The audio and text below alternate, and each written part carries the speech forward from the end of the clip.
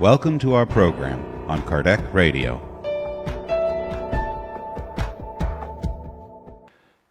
Hi everyone, welcome back to Spiritism and the Media here on Kardec Radio.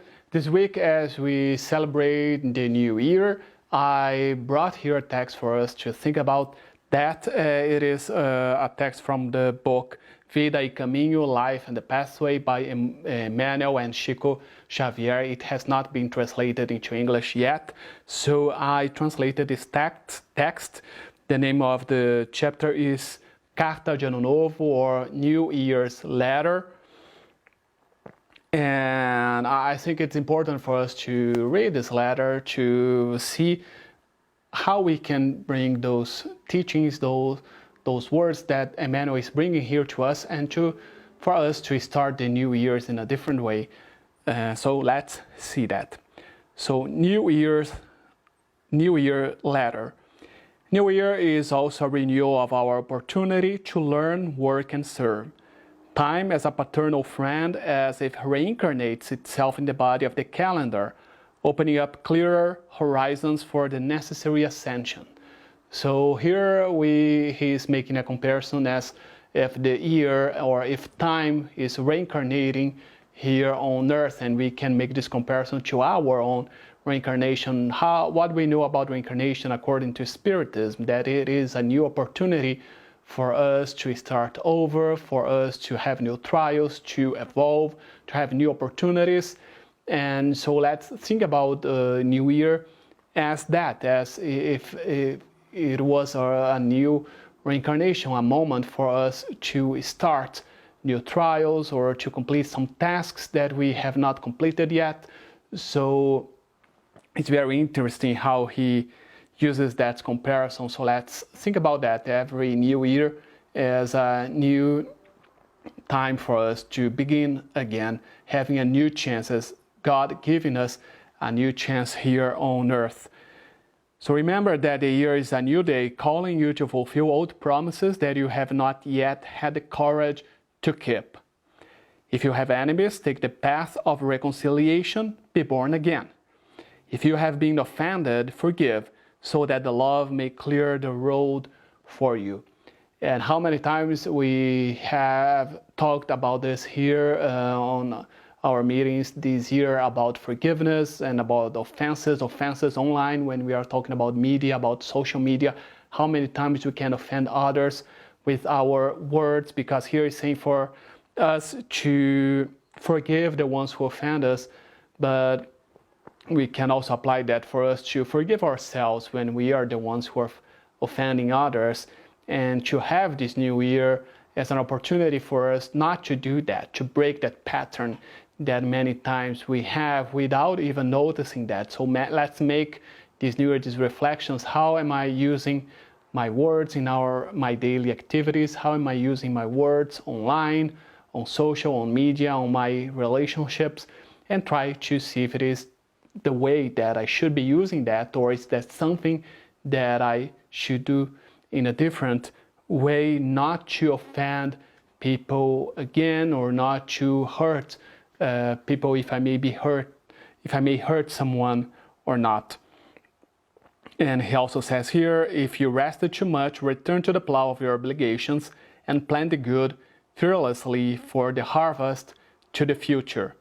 If sadness requires you, forget it and seek the serene joy of a happy conscience in the duty well done. New year, new day. Smile at those who hurt you and seek harmony with those who do not understand you until now. So again, we can apply that to smile. If someone offends us, let's smile to that person. Let, as Jesus taught us, give the other cheek.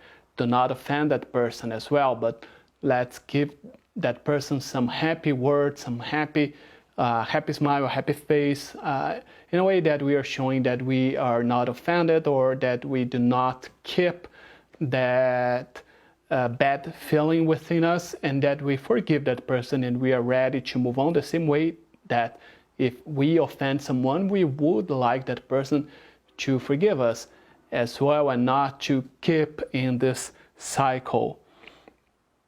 And he says here, remember that there is more ignorance than evil around your destiny, because if you're still here on earth in the planet of trials and expiation, going to a world of regeneration, it is because there are still more evil, more ignorance here, because we are all learning. So it's a learning process. So if we make mistakes, we need to learn with those mistakes, as we want others to learn with their mistakes as well. But let's think about that there is more ignorance than evil around us. And don't curse, don't condemn.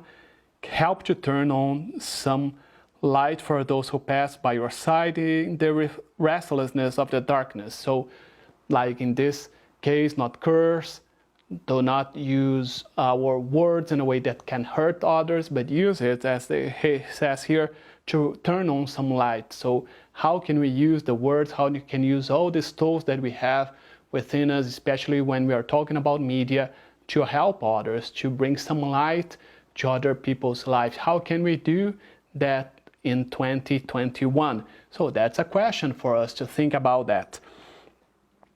And also, do not be discouraged or disconsolate. Cultivate happiness with those who visit you, overcome by the cold of disenchantment or indifference. Do not forget that Jesus never despairs with us, and as if hidden by our side, patient and kind, he repeats to us every hour. Always love and help others, supporting yourself, because if the day returns tomorrow, I am with you, waiting for the sweet joy of your heart's open door. So let's always remember, we always have Jesus by our side. So Jesus will be there in 2021, as Jesus is here with us in 2020, uplifting us, helping us, encouraging us, giving us all the guidance that we need. So let's think about that in 2021, we will not be alone, as we are not alone in this year. Jesus will always be here by our side. So now I'm opening, as usual, the book Happy Life by Joana de Angelis and Divaldo Pereira Franco. Opening the book randomly here. So it is the lesson 125. Sooner or later, suffering will reach your heart, for it is an integral component of life in progress. Without suffering, arrogance, despotism, and violence would become unbearable. Since humans still don't listen to the soft voice of love, affliction smooths out their rough edges and persuades them to reflect, to pursue the good. At times, people react, blaspheme, kick and scream, but finally surrender, which is the only way to break free. So don't rebel in the face of suffering. It will make your predicament even worse, and you will wear yourself out needlessly. Active acceptance, that is, the conversion of suffering into experience, is what brings about the miracle of success. Thank you so much for your company. May God bless all of us, and see you next week.